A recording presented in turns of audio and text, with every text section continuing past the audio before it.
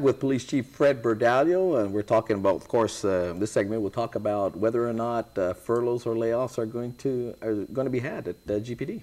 Well, right now we assured the employees of the Guam Police Department, every single employee of our department right now are all classified employees, and and we've assured them with our cost containment and reorganization plan.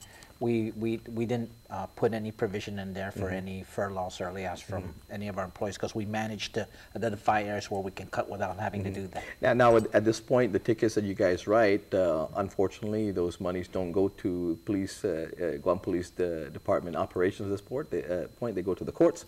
You're going to have to look at something. Fee schedules are probably going to have to be adjusted, and it's probably going north, going up, as opposed to going down.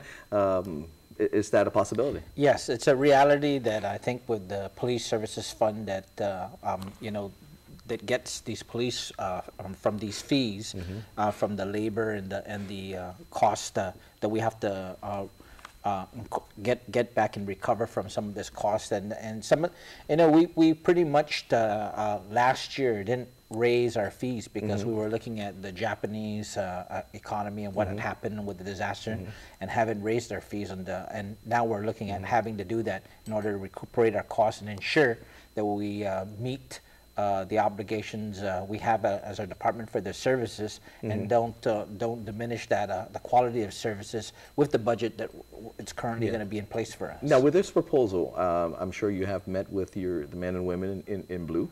How do they generally feel about the proposal, the reality of the times?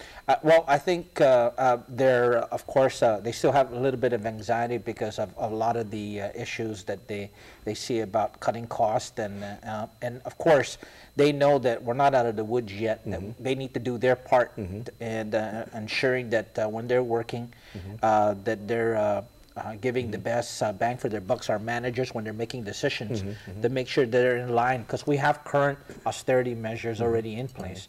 And one of the things they know that I'm very serious about when it comes down to the department is just wasting resources, and and ensuring that they're being conservative and in what they do with their work, and ensuring that they're part of the solution, ensuring that the public looks at them and seeing that they're doing their jobs, and they're worth what they're doing in terms of being police Chief, officers. the news just broke basically that you're going to have to get out of your facilities by October 1. Where you guys going? How you guys going to do it? What source of funding have you identified? Where do we go? Yes, and I think we've had some good, engaging, and positive discussions with the airport. They've been very gracious to offer some area there, where the former customs is at. Oh, okay. And right now there's discussions going on, and just really looking at that, the specifics of the lease there. And I think it's viable now that that we know that we don't want to be an impediment to the airport's plans and what they have with the FAA, and ensuring that things are smoothly in there, because that can translate to millions of dollars too. Now, let me ask you, in the relocation, you guys going over to where the customs used to be, would rent maybe be lower than where you're at now, right now, or with the terms, right now I believe that the price that we'll be paying is a little bit more better than the price that we're currently paying for our no, exact. of course we look at this as a temporary solution, because the long term basically is to get out of Dodge, basically, you get out of TGen, and to build your own facility, a permanent facility. Where is that? I know in my previous interview with Captain Chaffers, he talked about grant money being looked at to build basically your permanent home. Yes, well, it's a challenge, because if you really look at, even looked at a previous plan submitted by the previous administration and construction of police headquarters, the cost of a new police headquarters can run in the area of $32 million. So how is that going to be financed? It's going to be a big, major question. So I think one of the things that I've,